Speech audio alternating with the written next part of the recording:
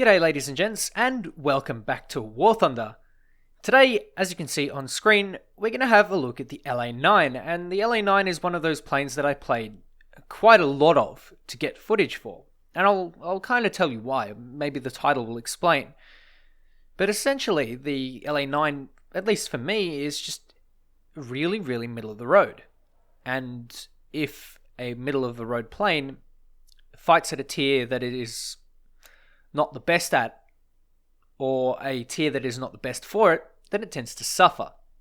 That's exactly what you see with the LA9. The LA9 is actually a reasonably decent plane, but it sits at a battle rating where it really doesn't have much to show for. The Spitfires outclimb it. The Bf 109s at high altitude can outrun it and keep energy above it.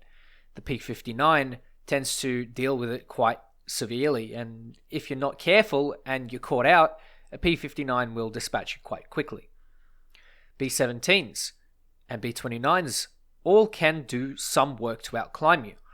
And on top of that, you're fighting alongside Yaks, other Lavochkins, sometimes allied pilots, and most of the time against Axis and Japanese pilots. Now, this wouldn't be so bad if the LA9 sat at, say, 5.3, but I'll get to that in a little bit. You can see here, I'm really not that capable. The 109 is really chasing down that tar, and I really need to kill him so that he can at least not have a 2v1, but I've got the P-59 closing in on me because, well, it's a jet. Jets are built for speed, and this guy has clearly not abused or used up his energy. He's been quite conservative, quite good at it. The 109 turns around, and I put some 23s down his way. None of them connect, because the 23s are a little bit hard to aim, and even still, I don't think I would readily go head-on all the time anymore. I seriously would not advise going head-on in the LA9, simply because you don't really have the ammunition to spray. And when you don't have the ammunition to spray, you can't really take chancy shots like head-on maneuvers. Especially considering that I will probably need every bullet I can get to deal with this P-59. I'm already trying to waste his energy. You can see that I've done 2 split S's in a row so that the P-59A will hopefully follow, put himself up into a turn to follow me, and then bleed all of his energy. And that's almost exactly what he does, because I've managed to bait him into a maneuver and I almost get the shot. But here's the next problem with the LA9. In fact, 2 in a row. The rudder isn't amazing. In fact, the rudder is mediocre at best, and the guns are on the top of the fuselage, which means that getting shots off like that is a lot more difficult. The P-59 comes in again, and he manages to just pull out of the way of these shots, so I go up and follow him. If he was in a prop, he would probably be dead. And that is only because he would be right in front of me, right where I need him, but because he's a jet, he's stalling out just that little bit faster than I thought. And he's also in a P-59, which is notorious for being able to turn. The Bf 109 now comes in, and I've got myself a 2 versus 1. You'll find these all too often while playing at this tier because, well, your team will just lemming train after a bomber and leave you to die to the fighters. And then they'll end up cleaning your entire team and taking the victory from you. So it's really difficult playing the LA9 because you just don't have a good tier for it. I would say if you were to grind out using props, playing at a battle rating below 5.7 is probably ideal because everyone is reasonably even and there's reasonably well balanced tech trees across the board, and every plane at every nation at 5.7 has something, or at least in that area between 4.7 and 5.7 has something. But when you're playing at 6.0, you tend to get Griffin Spitfires, you tend to get other unwanted things. In fact, playing at 4.3 is probably advisable as well because you really don't have to deal with a whole lot that's absolutely terrible, and you get reasonably good matchmaking. So the P-59 has come in again and has also bled its speed again.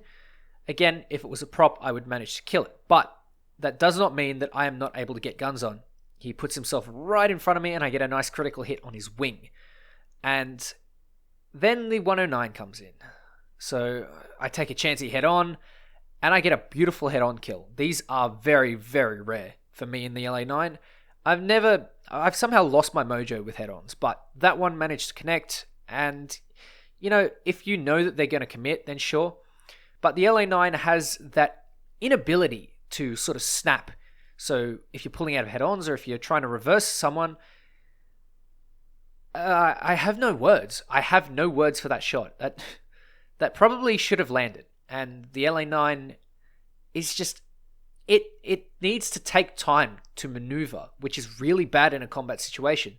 You can see the P59 has now been lit up by the friendly P38K, and I actually have a savior now. I'm in a little bit of trouble because I've missed my shots because the rudder, the roll rate, the energy retention, the combined factors that make the LA9 what it is just really, really doesn't show up. I genuinely don't enjoy playing this plane because it is just mediocre in every respect. It doesn't roll particularly well. It doesn't turn particularly well.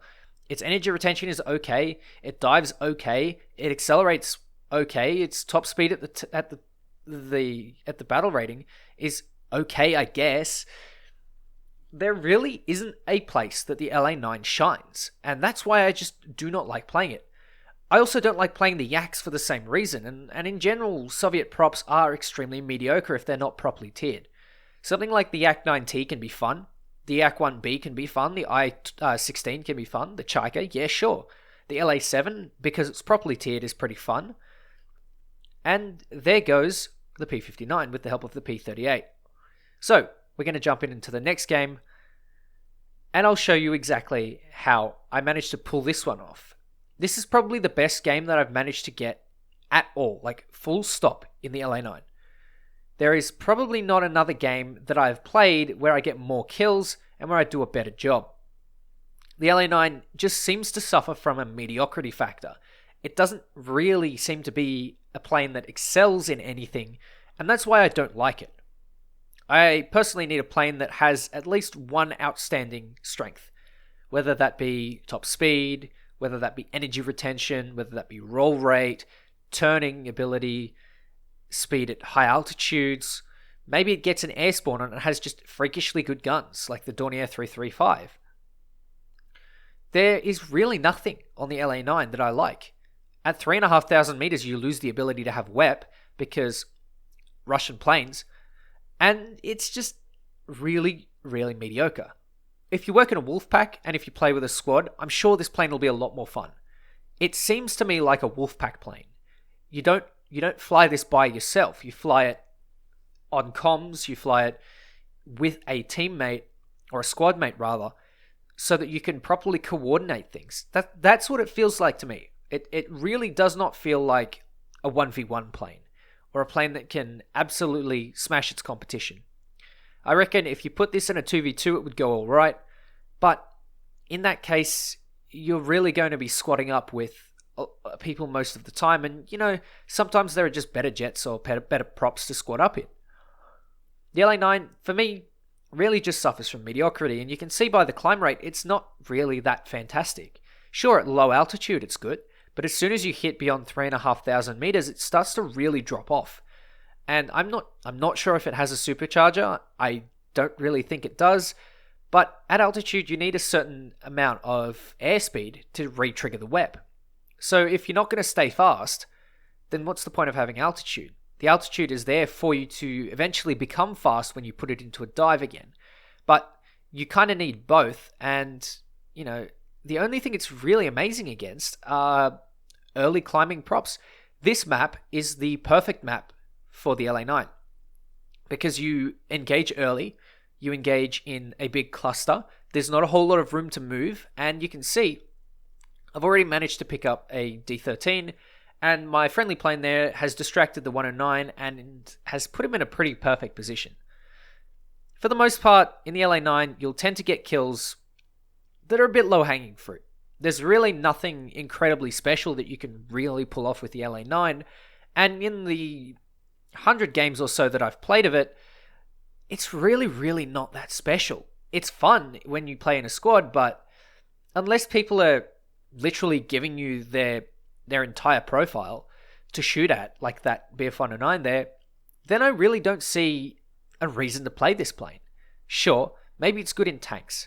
Maybe it's good against bombers because it does have good armament when it comes to, being able to dispatch things with limited ammo.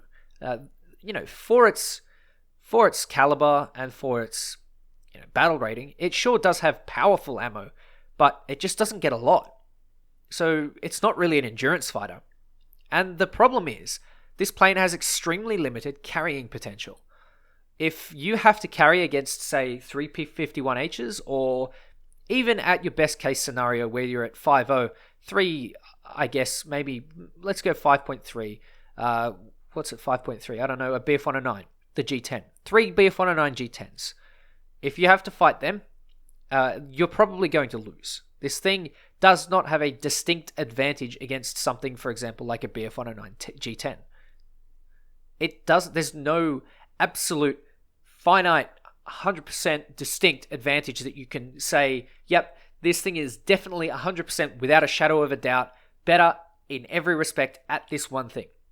Unlike something like, for example, the P-47s or the P-51 Mustang, the P-51 over the BF-109s is a lot faster, it's got better energy retention, but the BF-109 can both turn, in some cases out-accelerate, and it can keep a lot better energy and is a lot better at energy fighting than the P-51.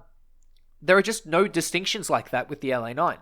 There's really not a whole lot more that you can distinguish. Maybe the energy retention at low speed. Sorry, at that low altitude.